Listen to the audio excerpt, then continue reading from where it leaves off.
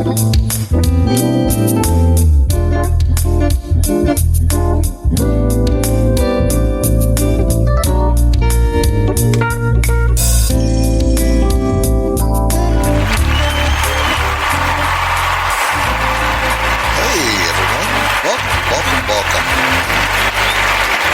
you for tuning in to another edition of Reeves' Point of View.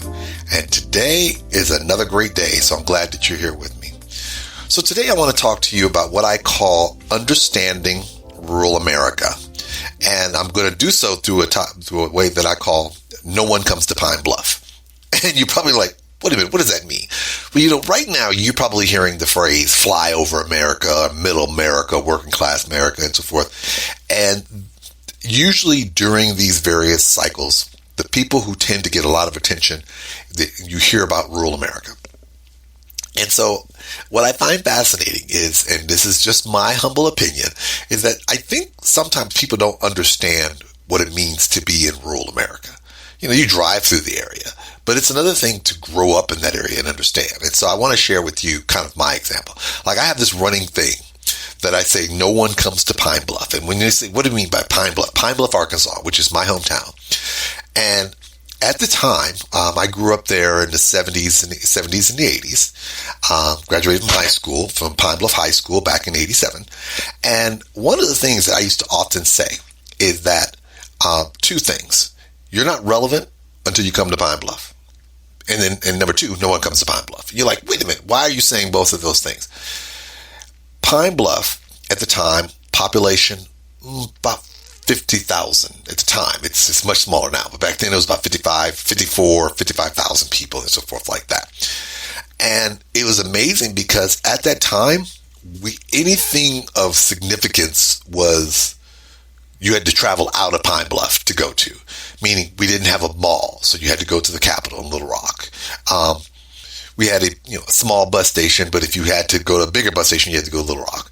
The major airport was Little Rock, which was 30 minutes to an hour, like an hour away. And so when you're in a rural town, one of the things that you realize really quickly is you find what goes on within your culture that you can enjoy. Like I used to always tell my friends when I went to college in Florida, I grew up in Pine Bluff, I can live anywhere. And you say, well, what do you mean by that? I said, well, the reality is that in my hometown, I grew up, what was in my hometown is what I knew. So when people are like, man, was it boring? Was it dull? What do you do? I say, see, the difference between being in a city and a rural town. In a city, the city has so many things because there's so many people. They cater to the larger population. When you're in a rural part of the country, you kind of learn how to survive based on what's relevant for that community. So in my neck of the woods, fishing was a big thing. Hunting was a big thing. And my thing when I was growing up, we had 4 big parades per year. Rodeo Parade, Pine Bluff High School Homecoming, University of Arkansas, Pine Bluff Homecoming, Christmas Parade. Then you had the King Cotton Classic, which was basically a combination of a huge fishing tournament and a basketball tournament. And then, me growing up, I grew up in that time, so what do? We do what all kids do. You're playing sports, you're playing football, basketball, knocking each other out, playing tag, hide and seek. When you're growing up in rural America, you don't know what you're missing because you're not missing anything because you still have access to the outside world via television, cable, and all that stuff, which started coming up when I was coming through. But the thing I often found fascinating is that if there was something of significance, like big, it typically didn't come to Pine Bluff. And so what do you mean by that? Well, I'll give you an example. Concerts. That's probably the biggest thing you could think of. And we had a convention center in my hometown, a fairly large one. And so I used to measure how popular or how big somebody was based on whether they came through. Kiss performed in Pine Bluff. Prince and Vanity Six in the time appeared in Pine Bluff. Club Nouveau appeared in Pine Bluff. The OJs appeared in Pine Bluff. I mean, these were big-time stars coming through, and it meant a lot because back then, from where we were at, most of the big stars would go to what's called the Barton Coliseum in Little Rock. That's where they would go to. Little Rock's the capital. Little Rock is probably, at the time, it was like 150,000, almost 200,000 people. But that was the capital of Arkansas. It was in the middle of the state, only major airport, so everybody went there. And so we gauged what it was for people to come to where we were at. So it's important for you to understand when you're in rural communities, you're kind of used to being out on your own. If you're in Arkansas, they're going to Little Rock. So you're probably used to them not coming to Pine Bluff. And it's probably like any other place. If you're in Georgia and you're in Adel, Georgia, everybody's going to Atlanta. Ain't nobody going to Adel. You know what I'm saying? If you're going to Mississippi, everybody's going to Jackson. Ain't nobody going to Lexington, except for recently with regards to the Department of Justice issues, things that they're dealing with. But the point I'm trying to make is that when you grow up in a rural area, you are used to the fact that when people are trying to do things to attract the masses, they don't always come to those geographical areas. Now, you would think they should, but they don't always do so. So it's always fascinating for me because I always used to joke and say, nobody's coming there. Then the other downside is that when things hit those areas, they hit them hard. No disrespect to my large major cities. When you have a major economic downturn in those large cities, you've got suburbs, you may have neighboring cities that you can go to. If you get hit hard in New York, you could probably go to Newark. You could probably go to Philadelphia. You could probably roll the dice and take a train down to Wilmington, Delaware, or to DC or Baltimore. You have things within your striking distance. When you're in Arkansas, where I grew up, if you have major economic downturn, you don't have anywhere to go. I mean, seriously. At one point in time, I always remember this because I got called out for this when I was pledging my fraternity back in '89. One of my big brothers said, is it true that Pine Bluff was listed as one of the worst places in the country to live by Parade magazine? I said, yeah, it was. But it wasn't because it was an unhappy city. It wasn't because it was a mean city or a violent city. It was job opportunities were so slim. You're talking about a city where the only major industries at the time was basically cotton, soybean, paper. You had a few federal employers, meaning the National Center for Toxicological Research and the Pine Bluff, Arkansas. You have a couple of local governmental entities, and then the University of Arkansas at Pine Bluff. So in essence, you really just didn't have a lot of opportunities for jobs. So guess what ends up happening? You graduate from high school or you graduate from college. Where are you working? Not very many places in Pine Bluff to work. And so with that, it took on a different type of meaning. So being in a place where not only are you the place where nobody's coming there, when something happens in a rural area economically, they feel it the worst because there's not a lot of options close by. Imagine if you're in an area where you only had one employer and then that employer goes. Where do you go from there? Especially if you decide you don't want to leave your area. Like, I feel there's nothing wrong with living in Pine Bluff. There's nothing wrong with living in Adel. Nothing wrong with living in almost any of these rural places. But when they are heavily reliant upon particular employers and that one or two employers leave, not only does it devastate the community economically, but then what it does is that it leaves that community in the position of saying, what do we do now? That's one. And two, who can we turn to for help? Because it doesn't seem like anybody cares. Think about what it means when you have individuals coming in to try to garner support. And like in Arkansas, in my case, I keep using that because that's where I'm from. They always go to Little Rock. They never come to Pine Bluff. At some particular point when they're like, oh, I've been to Arkansas several times. Yeah, you never come to Pine Bluff. Well, you have to understand. No. If you have to start giving an explanation as why you're not coming, you've just told me to my face, my area is not important. So imagine if you're in a situation where they've been to, Philadelphia or Milwaukee or Dallas or Atlanta several times, but never any of these other areas. If you live in those other areas, you often will feel in yourself, nobody cares.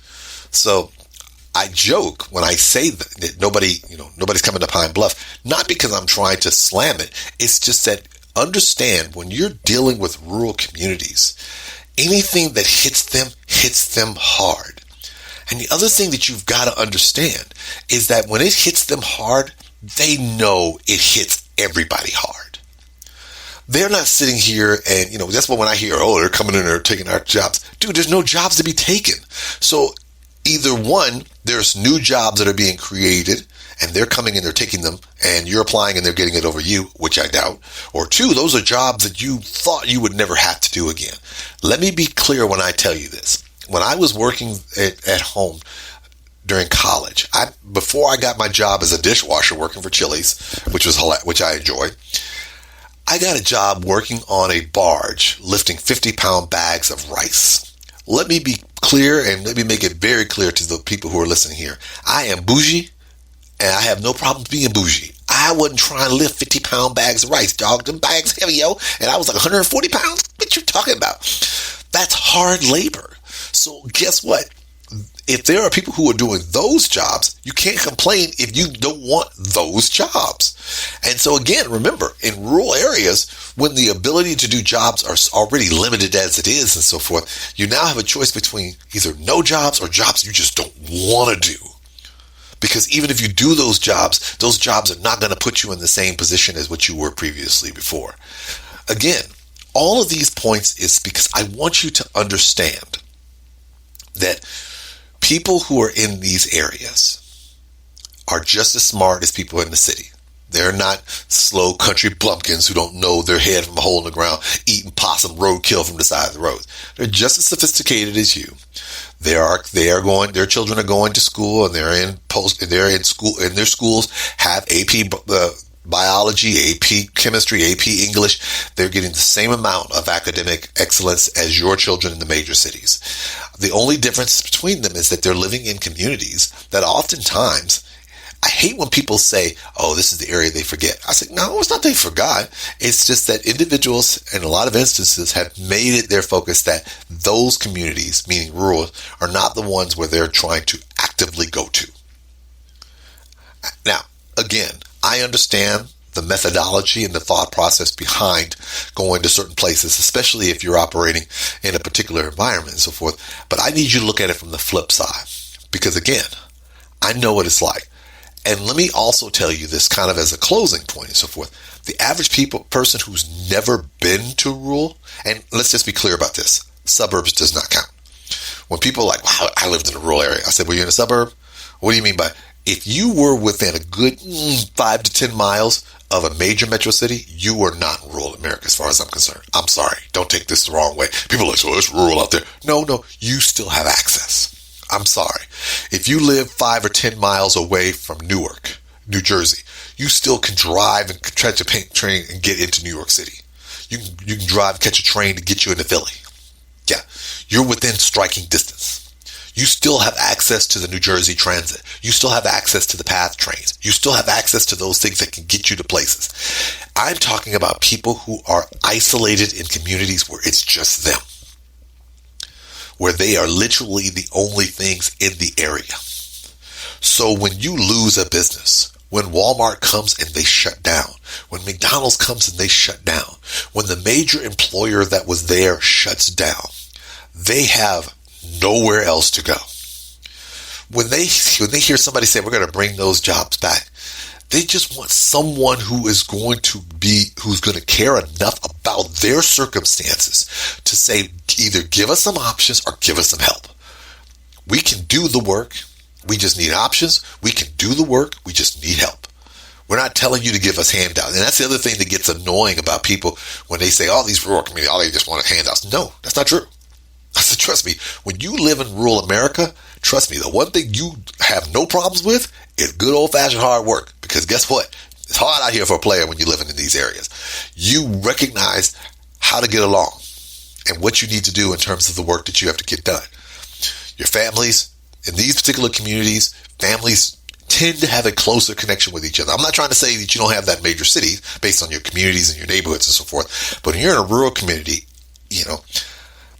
life in the Bronx and the Boogie Down may be a little different from life in Brownsville, New York, or life in Queensbridge and so forth. Things may be a little different. When you're out in the rural area, everybody understands it's hard out here across the board. We understand that, the nearest good pharmacist might be 10 miles down the street. You might be living in a one traffic light town. so that when you need to go shopping, you may have to leave your town. You may go to kind of this local five and dime to get you some things, but you may have to make a hard drive 20 miles to the nearest place that may have 30 or 40,000 people because they have an actual grocery store like a Kroger or a Safeway that you can hit. I cannot begin to stress this enough. Because we've lived in those environments, we say this: either give us options or give us help. And it's funny because I can tell you on more than one occasion, I've had friends who've come to me in Arkansas. Like I still remember a couple of good friends of mine wanted to go to Arkansas purely because they wanted to know what it was like for me growing up. They just wanted to see what that world looked like, because my close friends, the circle of friends that I had, they were all from New York City, Chicago, the Caribbean and so forth like that. And they rode with me, or we drove there. A couple of times we rode in the bus. A couple of times we've driven in the cars. And when they went there, it was just the looks on their face where they were like, man, I just didn't realize. And they weren't coming and having this look of pity or sorrow or, oh man, it really sucks to be you. No. They were coming with a mindset that they just did not realize what it was like to move in these areas. And I say, when you're in a major city, the city is operating with the intent to make it easier for you to move around and get the things you need so you don't leave. When you're in rural America, you make do with what you have. You appreciate what you have. And you learn very quickly that you enjoy everything that you have to offer, because your neighbor next door to you and your neighbor down the street from you is just as in a tight position as you. So enjoy life and everything that comes that goes along with it. So for those of you out there who are listening to me, who have people that you run across who grew up in rural communities and they go back to those communities, or who grew up in those communities and they have a slightly different mindset and you can't understand, recognize this. Rural people who grew up in rural communities are proud people. They're just as smart as you, just as capable of you, but when things hit their communities, it hits a little harder. So you have to understand why they feel the way they do when they need the help and they don't get it, and they need the outreach, but nobody comes. It just comes at them just a little bit different.